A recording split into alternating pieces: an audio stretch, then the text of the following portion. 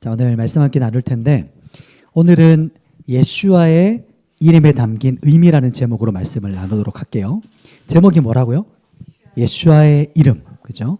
우리 첫 번째는 요셉의 의로운 행동이 오히려 구원 사역을 막을 뻔이고요. 두 번째는 예슈아의 이름에 담긴 의미입니다. 그리고 마지막 세 번째는 구원의 결정판 임마누엘입니다. 혹시 여러분 중에 우리 가족들 중에 나는 좋은 의도로 했어요. 그리고 선한 마음으로 하려고 했는데 나쁜 결과를 낳았던 적, 혹은 결과가 좋지 못한 결과가 나왔던 혹시 경험이 있는 사람이 있어요? 아니면 그럴 뻔한 일이 있었다, 그런 사람 혹시 있어요?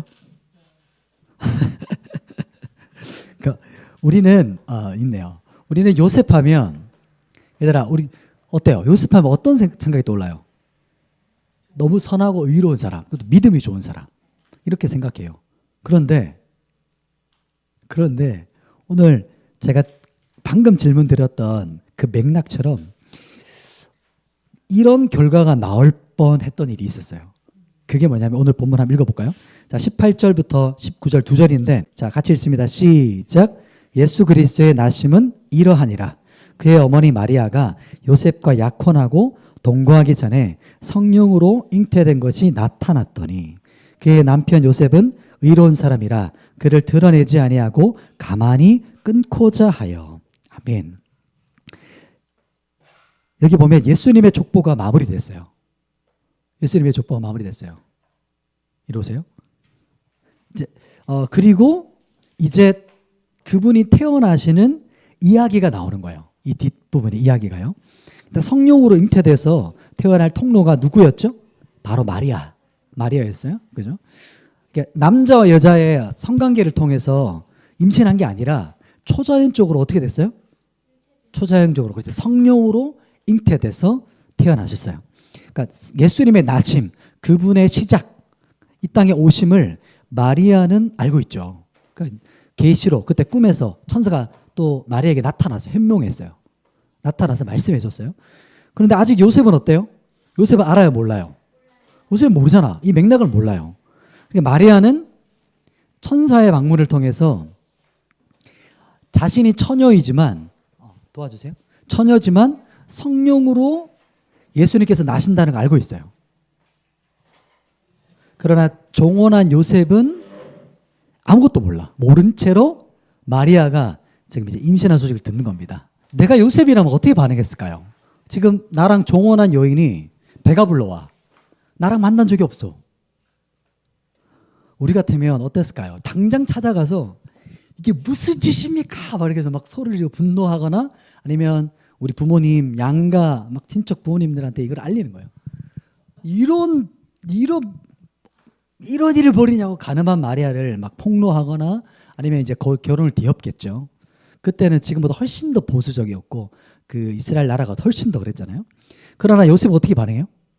어떻게 반응하죠? 그렇죠. 19절에 보면 이렇게 말해요. 의로운 사람이라 나와요. 19절에 의로운 요셉은 드러내지 않고 조용히 끊고자 했어요. 그러니까 인간적으로 봤을 때는 정말 괜찮은 사람이죠. 왜냐하면 다른 사람의 그 잘못, 특히 죄잖아요. 그걸 드러내지 않고 그냥 조용히 아무도 모르게 좀 이렇게 그냥 넘어가고 싶었어요. 해결하고 싶었던 거예요. 그러나 정말 이것이 의롭고 바른 거였을까요? 그 다음 구절을 보면 알아요. 그러니까 하나님의 반응을 보면 알아요. 자, 성경 한번 볼게요. 20절 좀 깁니다. 20절부터 22절까지 볼 거예요. 자, 찾아보시고 같이 읽습니다. 자, 시작. 이 일을 생각할 때에 주의 사자가 현몽하여 이르되 다윗의 자손 요셉아, 내 아내 마리아 데려오기를 무서워하지 말라. 그에게 잉태된 자는 성령으로 된 것이라. 아들을 낳으리니 이름을 예수라 하라. 이는 그가 자기 백성을 그들의 죄에서 구원할 자이심이라 하니라. 이 모든 일이 된 것은 주께서 선지자로 하신 말씀을 이루려 하심이니 이르시되. 아멘. 요셉은 마리아가 간음해서 임신한 줄 알고 의롭게 행동하려고 했던 거예요. 의도가 선한 의도와 선한 의도, 의로운 의도, 좋은 의도예요. 그런데 이 의도가 참 인격적이고 의로운 것처럼 보이는 거예요. 그러나 실상은 그렇지 않아요. 왜냐하면 하나님께서 나서시잖아요. 꿈에 주의 천사를 보내. 그래서 요셉을 찾아가서 메시지를 하죠. 무서워하거나 두려워하지 마. 지금 너와 청혼한 이 마리아가 지금 잉태한 이 아이는 성령으로 잉태된 예수 그리스도야. 성령으로 초자연적으로 잉태된 거야. 그분은 온 백성을 구원할, 그렇게 구약에 예언되어 있는 그 메시아 그리스도야. 이렇게 말씀해 주시고 있어요. 그래서 예수님은 하나님의 구원 사역을 이루는 완성하실 구약에 예언된 메시아야. 이렇게 하나님께서 요셉에게 꿈에 찾아가셔서 알려주세요. 여기서 진짜 이제 요셉의 믿음이 나타난 거예요. 여기 정말 이제 요셉이 어떤 사람인지 나타나죠. 요셉이 이 말씀을 듣고 어떻게 반응하고 행동하죠? 볼까요? 24절부터 25절 두 절입니다. 자, 24, 25절 같이 읽습니다. 시작. 요셉이 잠에서 깨어 일어나 주의 사자의 분부대로 행하여 그의 아내 데려왔으나 아들을 낳기까지 동침하지 아니하더니 나음에 이름을 예수라 하니라. 아멘. 요셉의 반응은 뭐죠? 그 말씀대로 행했다. 순종했다. 그 삶 자체가 순종의 삶이었어요. 말씀 듣고 고민 뭐 했겠죠. 그러나 말씀 본문에서는 들은 대로 말씀대로 행했어요. 이게 요셉의 삶의 모습이 그대로 나타나는 거예요. 보세요. 요셉은 자신이 의롭게 행동한다고 생각했지만 요셉의 그 의로운 행동이 하마터면 예수님의 나심을 어떻게 할 뻔했을까요? 막을 뻔했어요. 그렇게 될 수 있었어요. 왜냐하면 인간적인 의로운 행동이 하나님의 그 사역, 하나님의 큰 그림에서는 대적하는 행동이 될 수 있다는 거예요. 그럴 뻔했다는 거예요. 예수님께서 이 땅의 나심을 막는 인간의 의로운 행동, 이것을 생각해야 된다는 거예요. 참 아이러니하죠. 의로운 행동인데 하나님의 나라와 뜻을 모른 채 행하는 인간적인 의로움과 인간적인 그 행동들은 이렇게 될 수가 있다는 거예요. 나는 잘하려고 했는데, 나는 도와주려고 했는데, 나는 선한 의도였는데, 나는 좋은 마음이었는데, 그러나 전체를 보지 못하고 또 주인의 의도를 알지 못하고 하는 것은 오히려 어때요? 주인의 일을 방해하고 대적하는 행동이 될 수 있어요. 우리는 의로운 사람 요셉을 보면서 생각해야 돼요. 여기서 한번 생각해 보세요. 내가 생각하는 의롭고 좋은 의도가 중요한 게 아니에요. 이 말이 뭔지 알겠어요? 하나님의 뜻과 의도를 먼저 알아야 돼요. 먼저 중요한 것은, 가장 중요한 것은 하나님의 말씀과 뜻에 순종하는 게 첫 번째예요. 그 뜻에. 우리 의도가 얼마나 선했고 의롭든 그것과는 상대적이고 부분적인 거예요. 인간이 가지고 있는 것들은. 그러니까 철저히 죽지 않은 자아가 이렇게 나타날 수 있어요. 의로운 거, 내가 볼 때 선한 행동, 내가 볼 때 의로운 행동. 예수님은 사람들이 상상할 수 없는 방법인 그 초자연적인 성령의 잉태로 이 땅에 오셨어요. 그러니까 인간이 생각할 수 없는 방법인 거예요. 인간의 어떤 상상할 수 없는 거죠. 이것은 그분의 생각은 우리의 생각과 달라요. 하늘이 땅보다 높은 같이 우리의 생각보다 그분의 생각이 높다는 거예요. 우리가 상상할 수 없는 것을 그분은 행하시는 분이라는 거예요. 그래서 첫 번째 오늘 요셉을 보면서 우리에게 하시는 메시지가 뭘까요? 선하고 의로운 행동보다 하나님의 의도, 하나님의 뜻과 하나님의 말씀에 순종하는 게 먼저다. 이걸 기억하는 거예요. 그래서 내 뜻과 의도보다 주인 대신 하나님의 의도를 아는 게 더 중요하다는 거예요. 이것을 기억하는 거예요. 오늘 첫 번째 대지에서. 그래서 인간적인 의로운 행동이 오히려 하나님의 사역을 방해하고 대적할 수 있다는 것을 명심하라. 이게 자아라고 말하는 겁니다. 두 번째, 오늘 두 번째는 이제 예수와의 이름으로 넘어가요. 자, 어디 나올까요? 본문에 보시면 어디 이름이 나오죠? 예수님 21절 부분부터요. 자, 21절, 자 21절, 22절 같이 읽어볼까요? 자, 준비됐나요? 자, 두 절 시작. 아들을 낳으리니 이름을 예수라 하라. 이는 그가 자기 백성을 그들의 죄에서 구원할 자이심이라 하니라. 이 모든 일이 된 것은 주께서 선지자로 하신 말씀을 이루려 하심이니 이르시되. 아멘. 본문에 보면 요셉에게 태어날 메시아의 이름을 알려줘요. 그분의 이름이 뭐죠? 예수입니다. 예수. 오늘 본문에서는 예수예요. 자, 예수라는 이름이 히브리어의 뜻은, 히브리어에서는 예수라는 이름 자체가 여호와는 구원자시다, 여호와는 구원이시다, 이런 뜻이에요. 히브리어의 뜻을 보면. 그리고 본문에서는 예수라는 이름의 뜻을 이렇게 말하죠. 21절 한번 눈으로 볼래요? 따라가 보실래요? 자, 뒤에 그대로 본문에 따라 말씀했죠. 이는 그가 자기 백성을 그들의 죄에서 어떻게 한다고요? 구원할 자이심이라, 이렇게 해석해 줍니다. 뜻을 말해줘요. 예수님의 이름이 바로 그분의 존재, 사명, 그분의 존재 자체예요. 그걸 인테그리티라고 해요. 자신의 본질을 이름에 딱 그대로 담아냈어요. 예수님의 이름이. 우리도 이름이 하나님 주신 감동으로 이름을 지었는데, 그 감동, 그 이름이 하나님께서 이루어 가실 우리 한 사람 한 사람에게 부어진 이름들이에요. 그 존재예요. 오늘 예수님은 죄로 인해 지옥에 떨어질 우리를 긍휼히 여기사 이 땅에 오셨어요. 하늘의 영광과 그분의 그 모든 영광을 내려놓으시고 낮고 낮은 이 땅에 오셔서 인간의 몸을 입고 오셨어요. 그게 그분께서 이 땅에 오셨던 모습이에요. 예수님의 이름 자체가 그분의 존재 목적을 우리에게 드러내요. 알려줘요.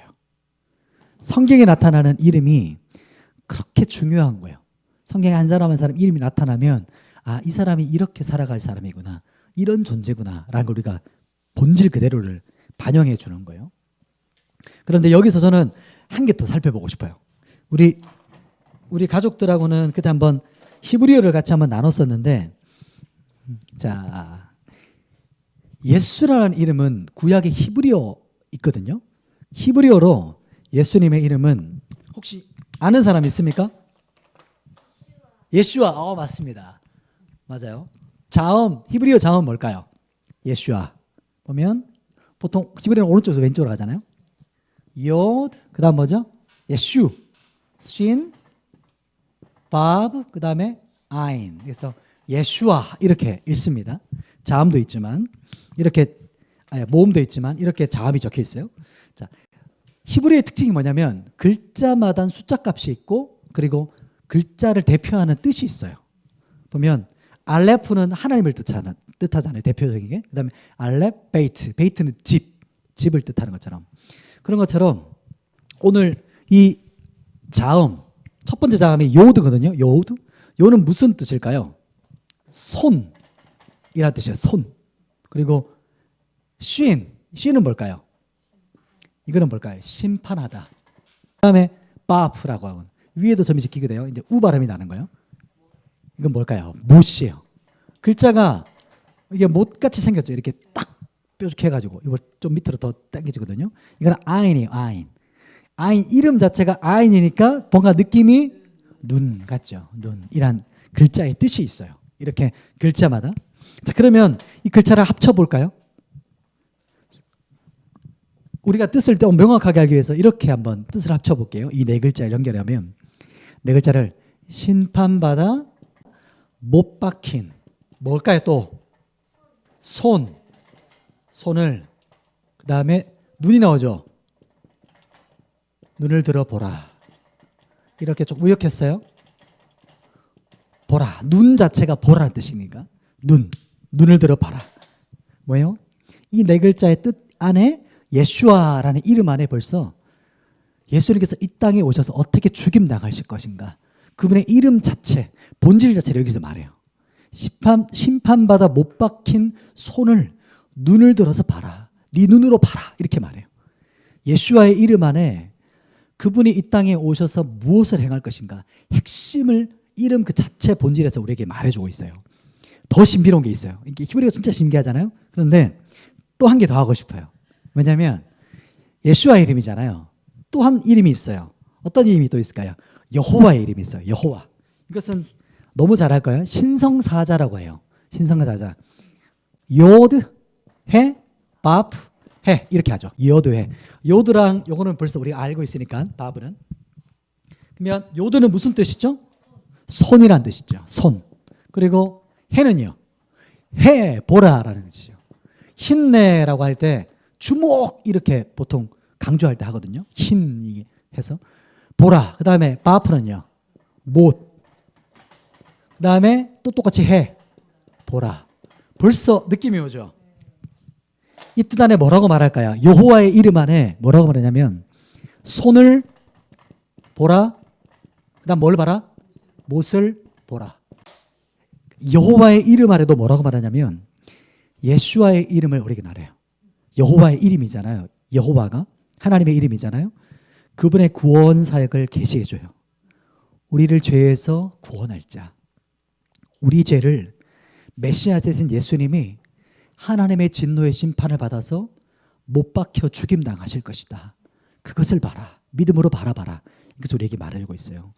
그러니까 예수님의 이름, 예수와의 이름에 담긴 의미는 우리를 대신해서 모든 죄를 담당하시고 십자가에 못 박혀, 그 손에 못 박혀 하나님의 어린 양으로 심판받으실 그분, 십자가를 우리에게 말해주고 있어요.